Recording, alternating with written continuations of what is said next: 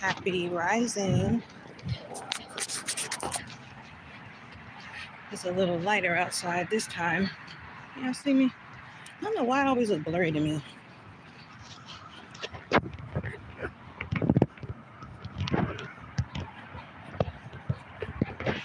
Hold on.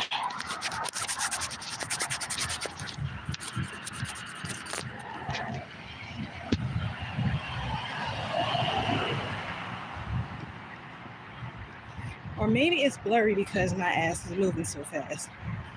I don't know. One or the other. Anyway. I'm making my way to work. And hopefully I'll be there in nanoseconds.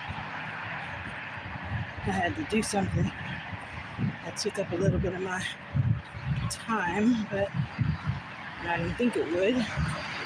But it did. It's almost 7 a.m. Not quite.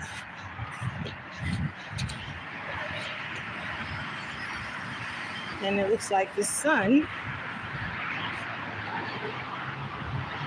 is beginning to come up. I see the clouds are turning pink.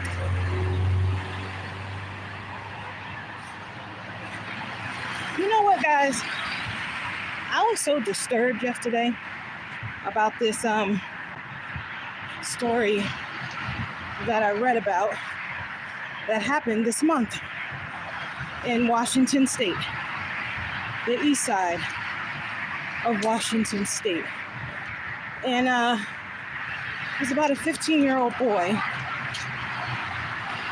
that killed his whole family, y'all. This 15-year-old boy killed his whole family. He killed his 43-year-old father, his 42-year-old mother, his 7-year-old sister, his 9-year-old brother, his 13-year-old brother, and he had an 11-year-old sister that he attempted to kill, but he didn't. He didn't get her all the way, but he thought she did because she played dead. She played dead, the 11-year-old sister. So it looks like the parents had their kids like every 2 years or so. So it was 5 of them all together. And after the 15-year-old killed his entire family, except for his 11-year-old sister that he thought he killed, he called the police around 5 a.m. in the morning, and he told the police that his brother, his 13-year-old brother, whom he had already killed the entire family and then killed himself. But I guess he was the one that got away. So when the 15-year-old was off doing whatever he was doing, the 11-year-old sister that he shot, she got up after playing dead. She got up and she ran to the neighbor's house. And she told the neighbor what happened. She said to the neighbor, in the neighbor's words anyway, the little girl came wounded to my home saying that her brother killed her entire family. And she said he killed the entire family because his parents disciplined him. He got in trouble. His parents disciplined him. He got in trouble because he was failing his test in school.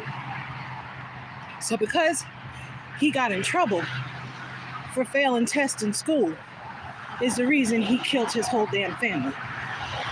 But what's interesting is that the 15-year-old that killed his family, he told the police that his 13-year-old brother, whom he had already killed, the reason why his 13-year-old brother killed the family was because he was caught watching pornography. He got in trouble by his parents for watching porn. And he got mad because he got in trouble. So he killed the whole family and then killed himself. Y'all, I said, now, had it not been for the sister surviving and making her way to the neighbor's house in order to tell the neighbor what really happened, I wonder if the police would have believed this 15-year-old boy. I wonder if he would have got away with murdering his entire family off a lie because he would have no one there to combat what he was saying. When I thought about this story, it kind of reminded me of the Menendez brothers, who everyone's like up in a roar over lately, and I don't know why. It's like they're trying to get them out of prison or whatever, and they're saying basically that the reason why they killed their parents, the Menendez brothers, is because their parents were like sexually abusing them or whatever. Now, I'm not saying that that's not true, because who knows? It could very well be true. There are a lot of parents and or guardians that sexually abuse their kids. There are a lot of parents and or guardians that rape their kids, molest their kids, that pimp their kids out. You know what I mean? So it's not like it's an unheard of thing. It's definitely something that happens all around the world. Okay? And it's actually a very sad situation. So that is the Menendez's cry out for why they murdered their parents. However, no one has proof of it, right? There's no evidence. And the only evidence that exists is the fact that the Menendez brothers killed their parents. So I don't know if they're going to get let out of jail or not, because they don't have enough evidence to prove what they're saying. But at the end of the day, they still killed. You know what I mean? And they killed two people that were near and dear to them, that basically gave them life. Now, I understand that sometimes the folks that give you life are the very ones that can either take it away or can choose to do really horrible things to you. You know what I mean? Because of whatever their mental conditioning is. But this little 15-year-old boy in Washington State, eastern part of Washington State, and I looked up the median demographics and the median home prices in that part where they live, because I was just curious if it was poor, middle class, affluent. And the lowest priced home in the area where that 15-year-old boy killed his entire family, the lowest priced home is just under $1.3 million. And so it's an affluent area that they live in. And the whole time I'm wondering,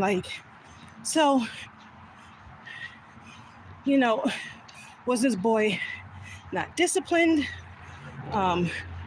Or maybe it's almost like, how sometimes you can not discipline your kids and they run rampant. I'm not saying that this is what happened, but you cannot discipline your kids and they run rampant, right? And then the one day you try to discipline them, they feel like they're entitled to not be disciplined because they hadn't been thus far. And they really take it as an issue, and they do really impulsive things that, one that doesn't have like emotional maturity or anything would do. Hold on, y'all. Okay. Hey, y'all. Anyway. Sorry, I had to had to clock in and all that wonderful stuff. But anyway, hold on now.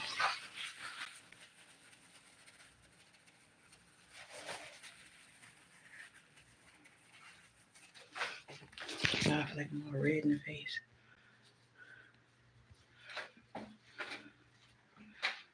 Okay.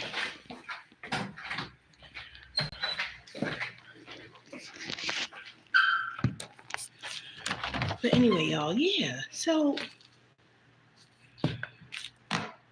what do y'all think about that 15-year-old boy that killed his entire family? Okay, let's know. What do y'all think about that? That's like insane. All because his parents punished him. All because his parents punished him for failing his test in school.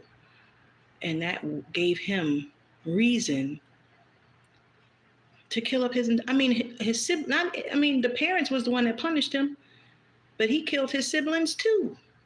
It was almost like he hated all of them. Unless his rage was that great that he wouldn't too. And was the 11-year-old sister that survived, that ran to the neighbor's house to tell everything that happened, she said that he was the only one that knew the code to the safe where his dad kept the gun. And honestly, I think the dad thought he was doing something smart. I think the dad probably felt like he's the oldest of the siblings because he's 15. Then there was a 13-year-old, then there was the 11-year-old, then the 9-year-old, then the 7-year-old, right? I think his father felt like if the kids are ever home by themselves and me and, him and his wife aren't there, I think he felt like it was like a protection mechanism. Like, hey, son, in case anything happens or anything goes down, where me and your mom aren't home, and it's you and your siblings home, and you need to protect them for whatever reason, this is the code to the safe, so you can get the gun. And he probably taught him how to shoot it and everything. My dad taught me how to shoot guns. He's a former, he's a police officer. So he felt like he needed to show me and my brother how to protect ourselves, which is understandable. So my dad taught me and my brother how to shoot guns. And he even gave my mom a gun, you know what I mean? So I understand that parents will do stuff like that, as a protection mechanism. But his son ended up turning the damn gun on the whole family. I was like, damn, what the hell did they raise?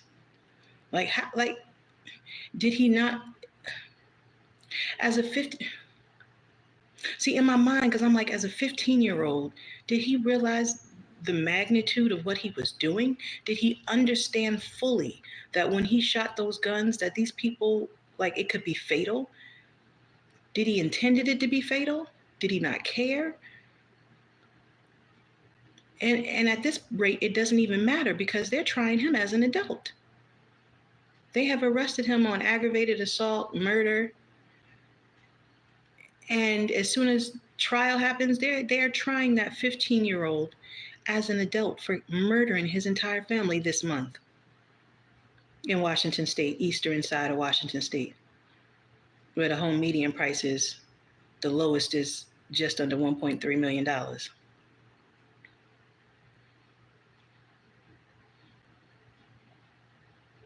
He's going to have a long time to sit in jail and think about what he did, and think about what he did.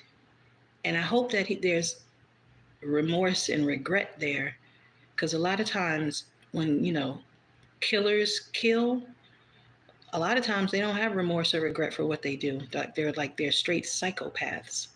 What do they call them? Psychopaths, sociopaths, whatever they call them. It's like they don't care. They'll kill you, have you killed, and it's just nothing to them. Which means that in prison, where he at and where he gonna be probably for the rest of his life, I hope he is able to get some kind of therapy or something. I don't even know if you can remedy something like that. because I know folks say once a narcissist, always a narcissist. Like narcissist, like they will, like you can never not be like, I don't know, what did they say it? You can't heal a narcissist or something like that. Once a narcissist, always a narcissist. And if you piss a narcissist off, or what do they call it? If you trigger them, they call it a narcissist.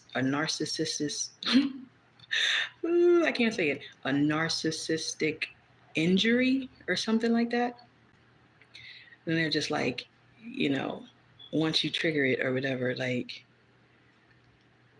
I don't know, like you injure them or you hurt them, or there's no, I don't know. Or they just say narcissists can't be cured is what they said, is what I read.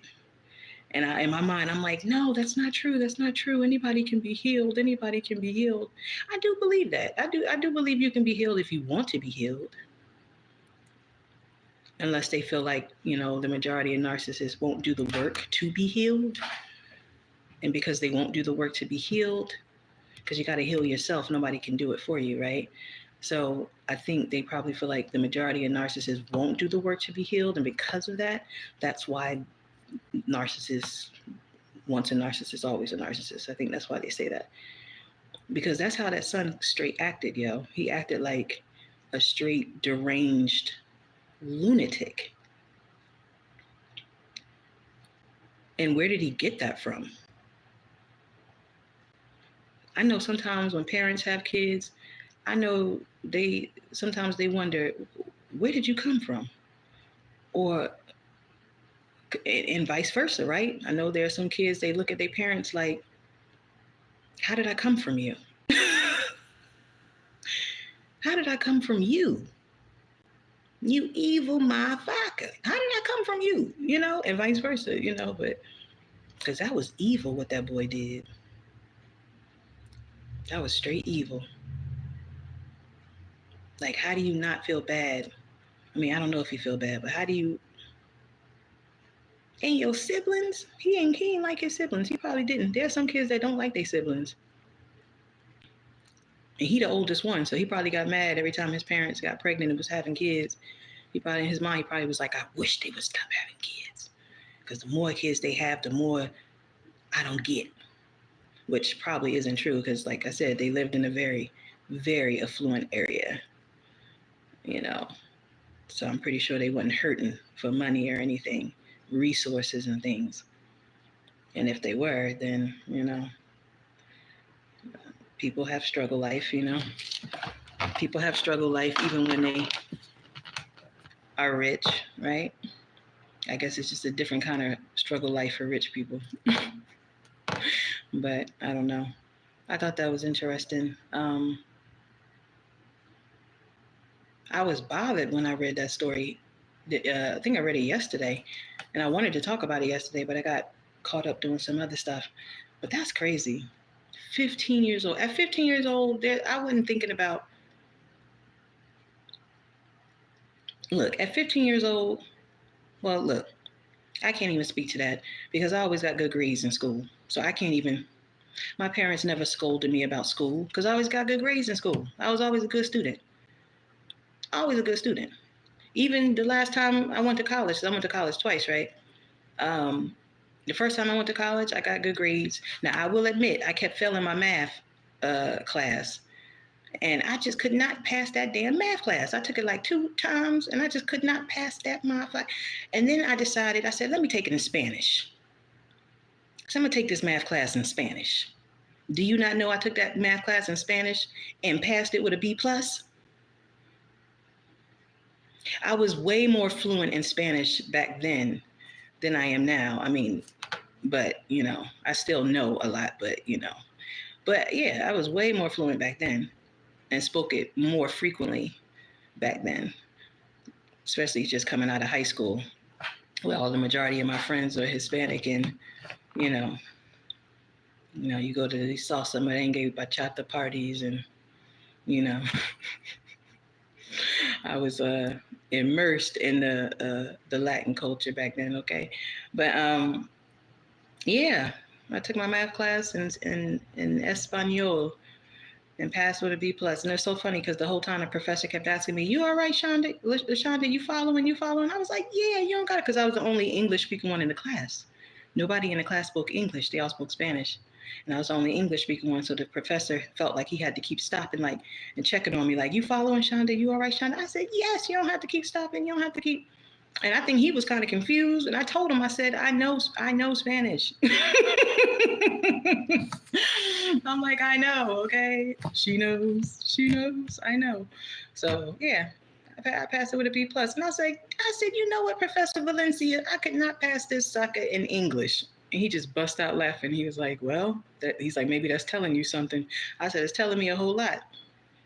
Telling me about my background is what it's telling me. But anyway, I learned a lot about my background. But anyway, so yeah, yeah. So I was always a good student all through school, college. Even the last time I went to college, to the Los Angeles Film School, A's and B's up and down the board. So much so that it seemed like some of the professors was getting mad. They was trying to throw me monkey wrenches in the program, trying to throw me off.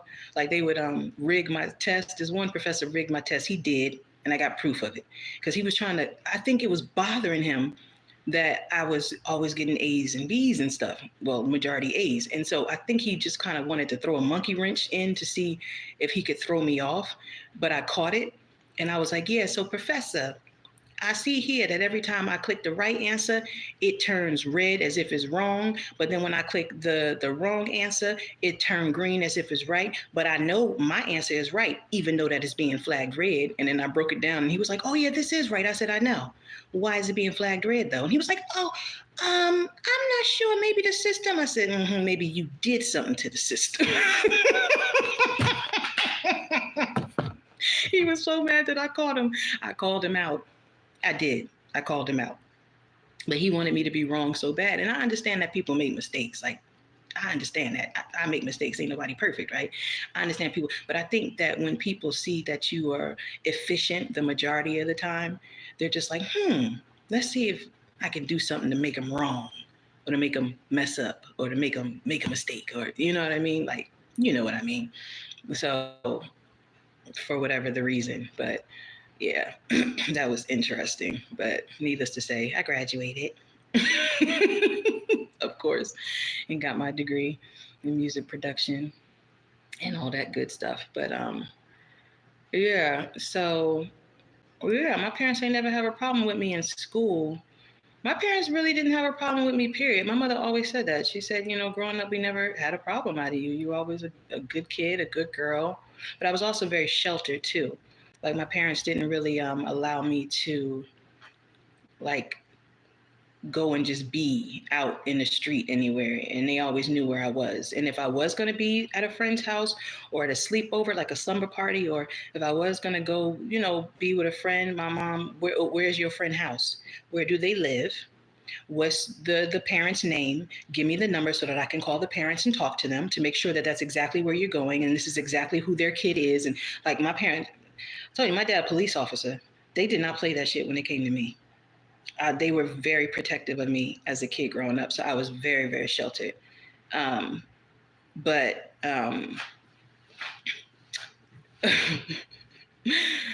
so as an adult, it's interesting how, you know, I use a lot of the safety mechanisms and the protection methods that my dad and my aunt and, you know, parents used or whatever now, even as an adult. But am I having a good day already? Well, I mean, it just started. I'm smiling, so I guess that's a good thing, right? Which I'm usually smiling anyway. My mom always said that I smiled, even as a baby. She said, you were just always just happy. She said, your brother was the exact opposite. He was always whiny and mean. She said, my brother was just a whiner. He just whined all the time and cried all the time. Cry. She said she never understood why he always cried. She said, but you was the complete opposite. It's almost like yin yang, right? Light and dark, sunshine and nighttime. But yeah, she always said I've been a bubbly person. So, but we all have bad days, right? We all have bad days. I would say that what I tell people is that life isn't bad because life doesn't do anything to you. Life is just life. It's usually people that do things to you that make your life more difficult. So when people are like, oh, my life is horrible, life is so bad, and life does this to me, and it's like, life ain't do nothing to you. Life ain't do nothing to you. Life is just life. Life is lifing. Life is just here. Like Mother Nature is just here. Life is just here. It's people that do things to you. That's why they call it man-made obstacles, because the obstacles are man-made. And not just by man, man or woman, but that's why they call them man-made obstacles, because there's always somebody that's going to put an obstacle in your way to try to hinder you. And that's just facts. But life don't do nothing to you. Life is great, but life is beautiful. The sun come up in the morning and give you light and take care of all the greenery and everything, right? The moon. Well, the moon technically don't have light, but you do see it in the sky a lot. You get nighttime so that things can grow at night, because mushrooms grow in the dark. There's a lot of things that grow in the dark that don't grow in the light. You get rain, right, which helps things to grow, fertilizes the soil, and, freshens the air, makes everything renewed, rejuvenated. Like if you were to take a shower and you feel refreshed and rejuvenated, right? You get snow, which is pretty. I mean, life is life. The earth feeds us. 80% of our crops come from bees. Life is life. If you lived on a farm in the middle of nowhere, and you had everything you needed to survive because you had your vegetables that grew out the ground, your herbs, your spices, you had a couple of animals, farm animals, you got your little house, you know what I'm saying? You could cook, you can clean yourself, got a couple of books you can read, or you can just write. You can create, you can make anything you want to on your land, right? That's life. That's living. That's life helping you life, right? You peaceful, minding your business, doing your thing until the boogeyman come out of nowhere and decide, I want to take your shit because I don't want you to have it. Or I just want to give you a hell of a hard time because I don't like you. Or, or, right? That's where the obstacles come in when man decide they want to do something to you. So, yeah, life is beautiful. Life is beautiful. Don't ever forget that. Like, life was beautiful for that 15-year-old boy in the eastern part of Washington State, where his family was living a very affluent life. But I guess that really didn't register in his mind that he was living in an affluent area and they were living a very wonderful life that many don't get to live. I don't think that registered. He was probably so used to living an affluent life that it didn't register to him that it could all be taken away at the drop of a hat. It can all be taken away. And what he knew as life would be something completely different. And so I think he's seeing that now. Unless he grew up and just dreamed of being a serial killer and going to prison for the rest of his life. That could be some people's goals. Some people I've read articles where some people have had dreams of growing up being a serial killer so that they can make the news and the whole world would know their name, because they didn't know how else the world would know their name if they didn't do something horrendous, like commit a murder or a crime or something. Like, that's how bad you want to be famous. See, that's sickness right there. That's how bad you want to be famous. You want to be famous so bad that you would commit murder in order to make the headlines in the national news. or the global news so the whole world will know your name. What kind of shit is that?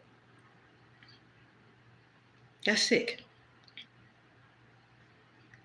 But this 15-year-old boy killing his whole family because his parents disciplined him over failing grades, failing test scores, that is similar to this college dude. I think he was in Colorado. He was in college. He also grew up in an affluent family, very affluent family. They were very wealthy. And he failed his test. His professor failed him and told him that he needed to take it over. And he had a fit. He said, no, you're going to pass me. And the professor told him, no, you failed the test. You have to either retake it again or you fail for the semester and you have to take the class over. He didn't like that. He didn't like that he had to take the class over. He didn't like that the professor failed him. He didn't like that. He didn't like that. That didn't sit well with him. And I don't know if it's because he was so affluent that maybe he felt like, you do what I say. I don't care if I failed, you make me pass. Right? But it didn't go down like that. So he went crazy or something because he went and bought some guns, or maybe he got some guns from his family house. I think he dressed in a clown costume, child. I don't know if he thought he was Michael Myers. Dressed in a clown costume in Colorado. Went into the movie theater and shot up the whole damn movie theater. Killed lots of people in the movie theater that day. And after everything was said and done, and they figured out why he did what he did, they found out it was all linked to him being pissed about his professor failing him on a test, and he had to take the class over again. Now, I just gave y'all a story earlier about me failing my math class twice. I failed my math class twice, y'all, and couldn't understand why I was failing it. I failed it twice. I didn't get mad and shoot up nobody. I didn't go to the movie theater and shoot up nobody. I didn't get mad and take a gun and go and kill up my family. I didn't do none of that. I just had to suck it up and take the class over again. And when it wasn't working in English, I said, let me do something different. Let me try something different. And I took it a third time in Spanish. And I passed it with a B+. And I didn't have to kill nobody to do it. That's that mental shit, okay? That's that focal loco shit. And my thing is how does a person get like that? Is it the parenting? And if it's the parenting, what is the parent doing that raised something like that? What is going on? The sun is fully coming up. Y'all see half my face got sun on it, right? What is going on? It's interesting, y'all. Hi, Mr. Ant-Man. What's infamous? Oh, Mr. Ant-Man, I looked into what you said about Lawrence Crossley, because, you know, I told you I like to learn. And I learn stuff. I like to learn new things every day. So I looked into it. Wow.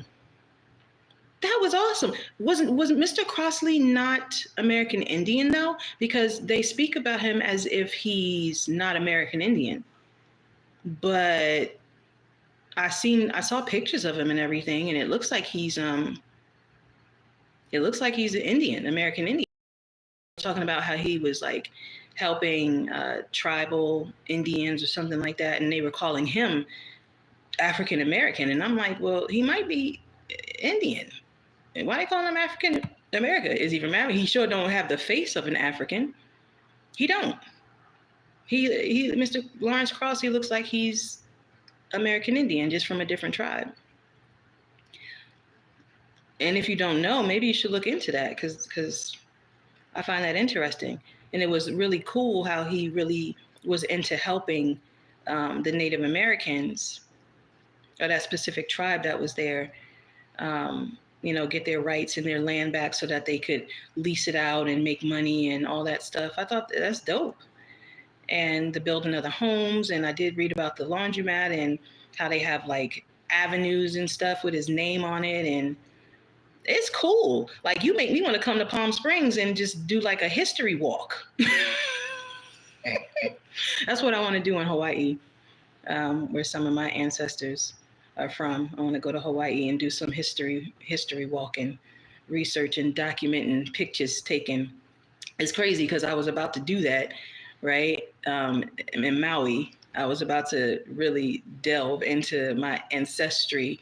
And then that's when the whole thing with the fire and Oprah and everything, like historical things, started getting burnt down to the ground. I was like, I don't know if that's a coincidence or not. Maybe I shouldn't have said what I was going to do out loud.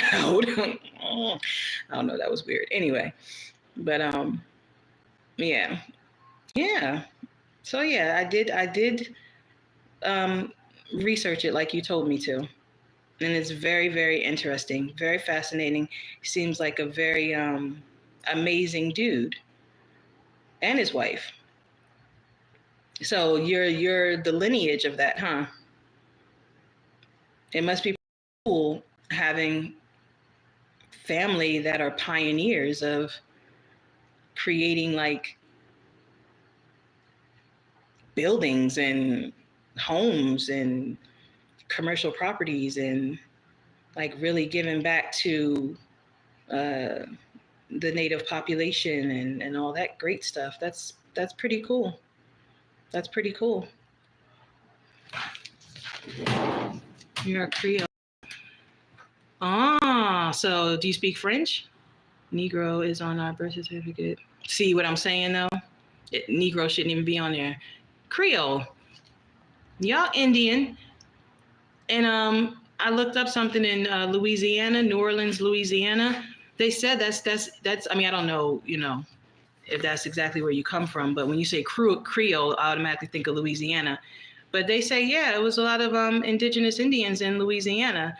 And they said a lot of the Indian names still hold true down there, even though they don't use them as much anymore. He was friends with the chief.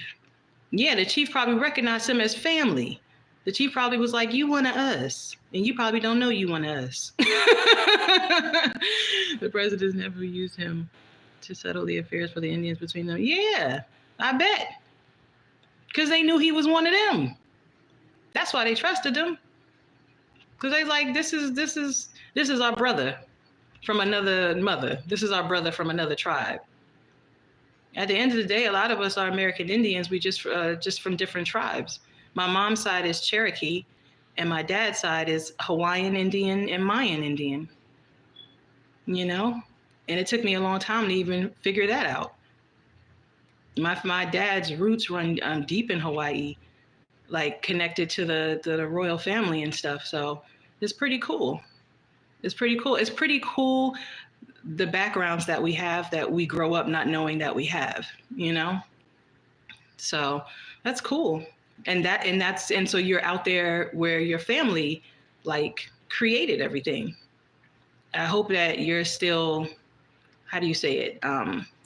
Passing the torch on, or what? Okay, Marlo, we here talking about historical things and you asking about panty colors? Panty colors?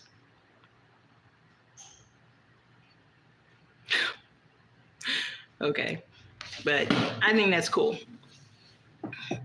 He said, yeah.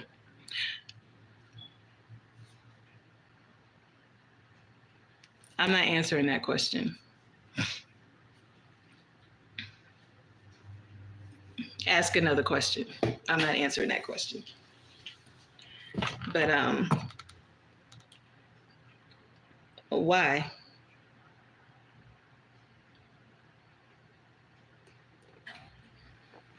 What is that going to do for your life?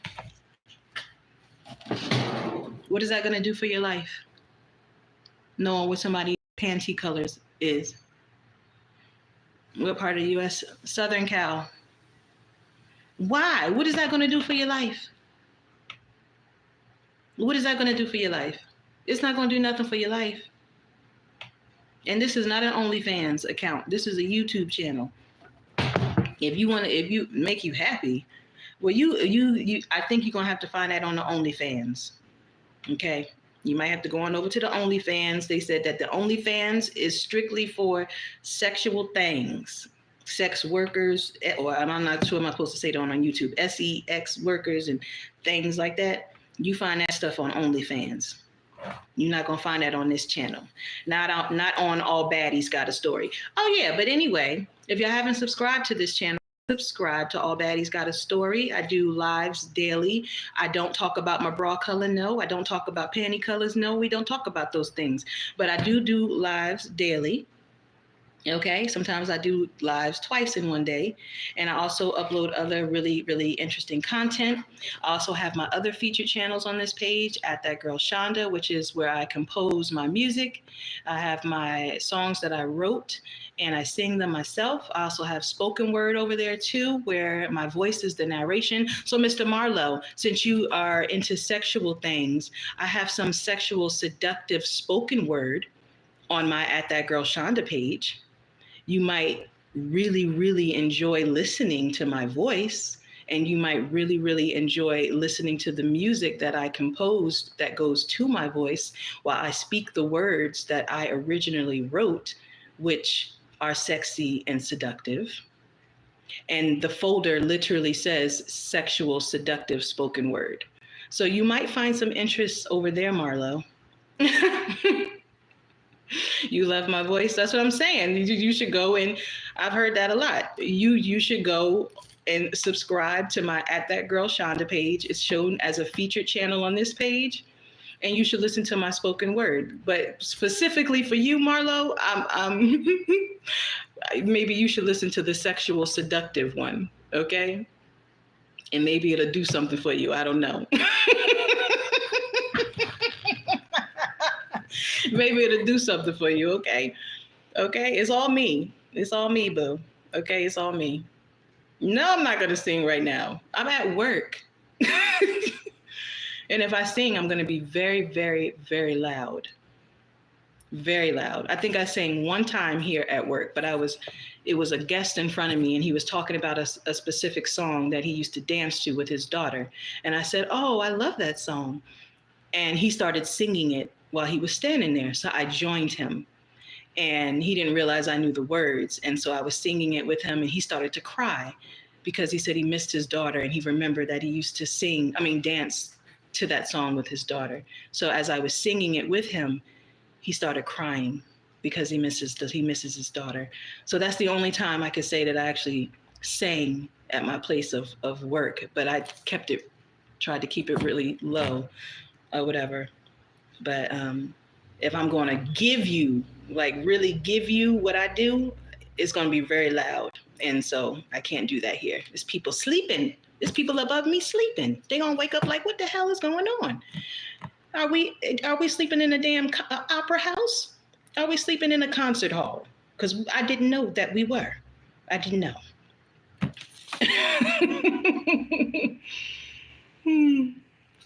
Oh.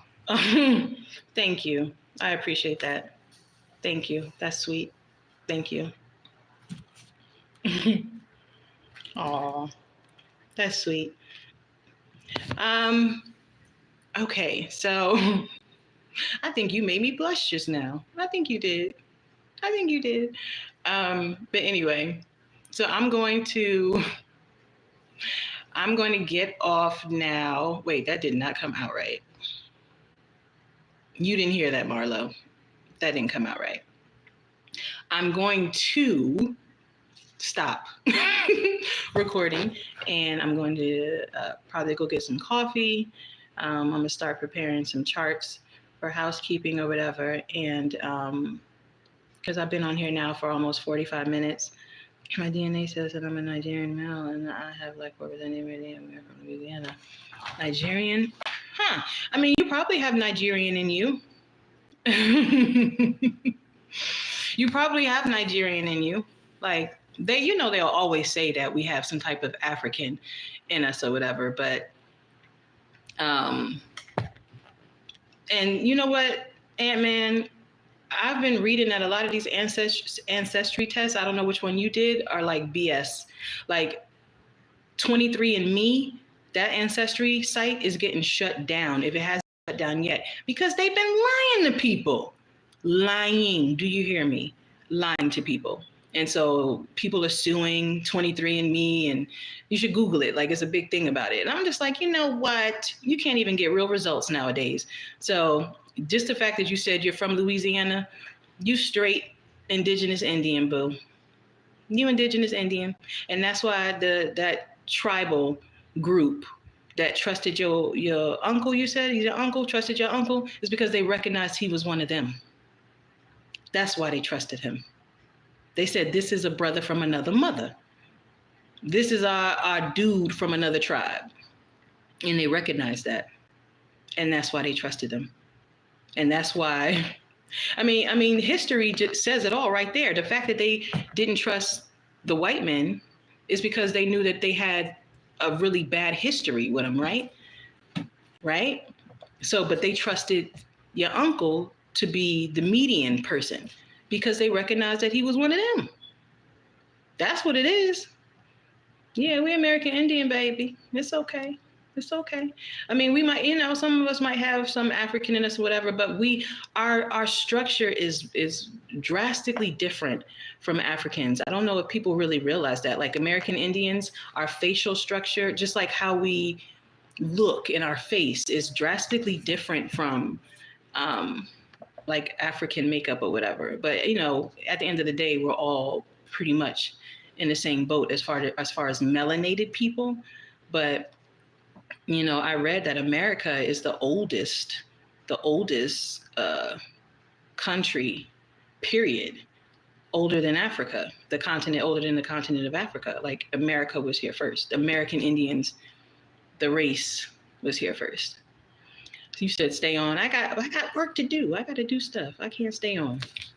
So I have work to do. Well, I mean, it's slow right now.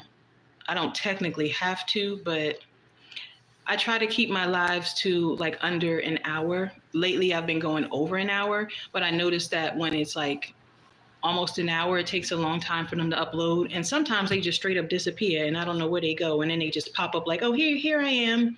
It's so strange. I don't know. I think people be messing with my page. They do. But anyway, y'all, if you're not subscribed, subscribe to All Baddies Got a Story. I'm on here every day, live, and sometimes twice a day. And Marlo, check out my artistry page at That Girl Shanda, and specifically the Sexy Seductive folder for spoken word, since you love my voice so much. I think you will be pleasantly surprised by what you hear. Anyway, so, and thanks for the history update too, Mr. Ant-Man. I appreciate that. If you have anything else for me to look up or study, just let me know and I'll do it, because I love learning history. I love history. It's like one of my favorite subjects. And, and it's good when it's always great when you know who you are and where you come from.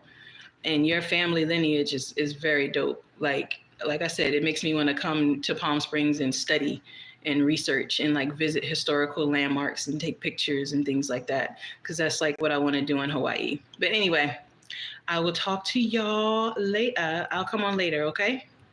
I promise I'll come on later. Hold on. Did that thing...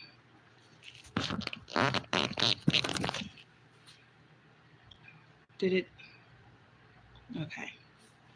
I promise I'll come on later. What is this being held for review?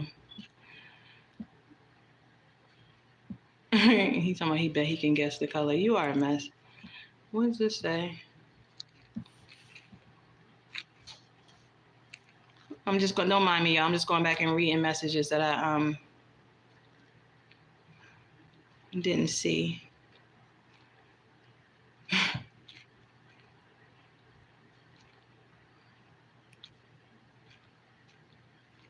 Y'all are something else. Okay, I'll talk to y'all soon. Bye.